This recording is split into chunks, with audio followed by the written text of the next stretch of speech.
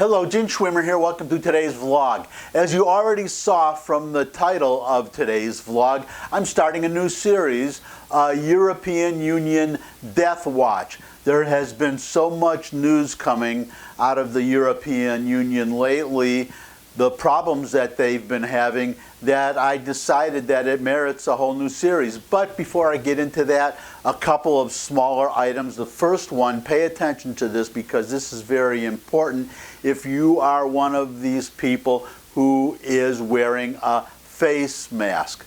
The message is very simple. Don't buy your face mask from China. Italy, since we're talking about the European Union, they received some masks from China as a donation. Other countries have also, I believe, including ours, the United States, but these masks are proving defective, at least some of them. Watch this video to see what the problem is. Again, this is important. Pay attention. Masks from China. This is what I got. And this one is the one I bought from Houston. So how to test if the mask works or not. So you put mask on, then you light a lighter, then you blow it. So this one I got from Houston, the fire will not go off. Now watch the one I got from China.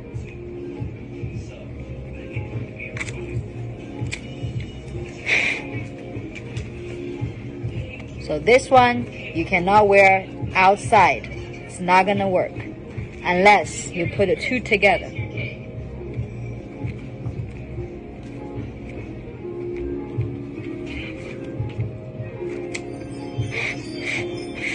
So again, don't buy your face mask from China. But also, what that woman showed in that video, that's good advice for whatever mask you get from wherever you get it. That's a good way to test the mask to make sure that the mask is actually working. Now, the next little item I want to do is just another item on fake news. If you saw the coronavirus briefing yesterday's, which would be, for me, Wednesday. I'm recording this on Thursday. If you watched that briefing, you heard a reporter ask about a news report that the Pentagon had warned the Trump administration as far back as November about the coronavirus. It was obviously an attack on the president to claim that he was warned early and he didn't act.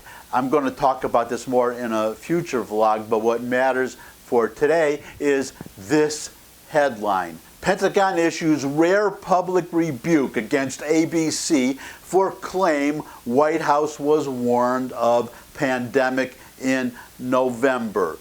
If you go to the actual story, and I always link to these stories in the description so you can read the entire article. I'm not going to dwell on it here, but the ABC report was based, as usual, on anonymous sources. In this case, I think it was a claim of 4 anonymous sources.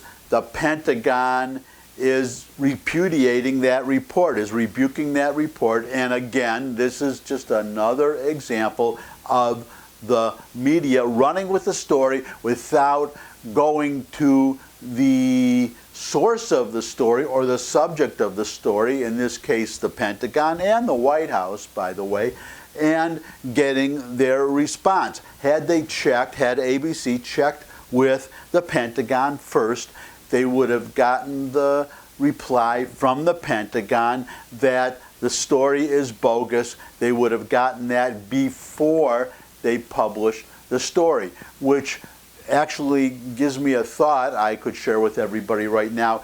Watch out for the October surprise in the November election. If you don't know what an October surprise is, it's some supposedly devastating news story that comes out in the week before the election. Preferably, if you're the person springing the October surprise, the weekend before the election, and the presidential candidate being targeted cannot respond until Monday before the election, because people don't, well, they can respond on Saturday or Friday night, but people are out for the weekend doing whatever they do on the weekend, enjoying themselves, not paying attention to the news. A prime example would be the George W. Bush election, where the weekend before, or at least a week before, but I think it was the weekend before the 2000 election, a story came out about Bush getting arrested for drunk driving, a DWI violation, when he was just a young man. That came out right before the election. The idea was to hurt him right before the election. The reason I bring that up now is because we're getting all this fake news. So look out for a fake news story about Trump, a damaging fake news story about Trump to come out the week before, and possibly just the weekend before the November election. You have been warned by yours truly. Watch out for it. Now we get to today's subject, which is the European Union.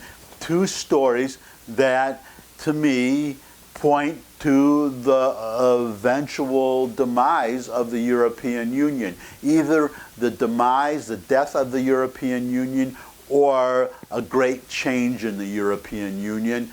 Here's the first headline, quote, "Extremely disappointed," unquote, EU science chief resigns in stinging criticism of coronavirus response. Mauro Ferrari, head of the European Union's top scientific research body, has quit after 3 months in the job because he is, quote, "extremely disappointed," unquote, in the EU's response to the coronavirus epidemic. In a stinging letter criticizing the bureaucracy of the European Council, Ferrari, a scientist, wrote, quote, "I have lost faith in the system itself," unquote. Quote, "I moved that the European Union Research Council should establish a special program directed at combating COVID-19, unquote," he wrote, but that the plan was outright rejected by the European Commission, the ERC's governing body, and that his presidency became, quote, "fully opposed by them in every respect," unquote. Ferrari said in a 2-page statement printed in the Financial Times, quote, "I have been extremely disappointed by the European response to COVID-19 for what pertains to the complete absence of coordination of healthcare policies among member states, the recurrent opposition to cohesive financial support initiatives, the pervasive one-sided border closures, and the marginal scale of synergistic scientific initiatives," unquote. In other words, a complete failure by the Brussels bureaucracy of the EU to respond to the coronavirus epidemic or pandemic, not just scientifically, but financially as well, as to which, in both respects, Italy can certainly attest. So it raises the obvious question, what is the European Union good for? Other than a free trading bloc, what is the European Union good for? The British asked that question of themselves. They reached the obvious conclusion, which is to leave the European Union, but they are, in my estimation, only the first, as evidenced by this headline. Europe is abandoning the European Union and embracing nationalism in the face of the coronavirus. Yes, of course, all these separate countries, as I said in the past, Unlike the United States, where, for instance, I could say geographically I'm a Tennessean, but I still consider myself a Michigander because I was born and bred in Michigan. But at the end of the day, I consider myself an American. If there are problems in other states, I want to help the people of those other states, because even though they are residents of other states, they are my fellow Americans. But Europeans, I have to say, Europeans, the very term is a myth. They are not, at the end of the day, Europeans. At the end of the day, a citizen of France is French. A citizen of Italy is Italian. A citizen of Germany is German. That is the fundamental flaw in the European Union, the entire concept of a European Union as far as a political entity goes. That's it for today. Thanks for stopping by. As usual, thumbs up if you like this video. Share it with anybody you think would also like the video. If you have any comments, you can put them in the comment section below the video, as well as any questions you might have, suggestions for future topics. You can subscribe. I love getting new subscribers, so subscribe. And finally, come back and see me again. I look forward to seeing all of you again. And until I do see all of you again, bye.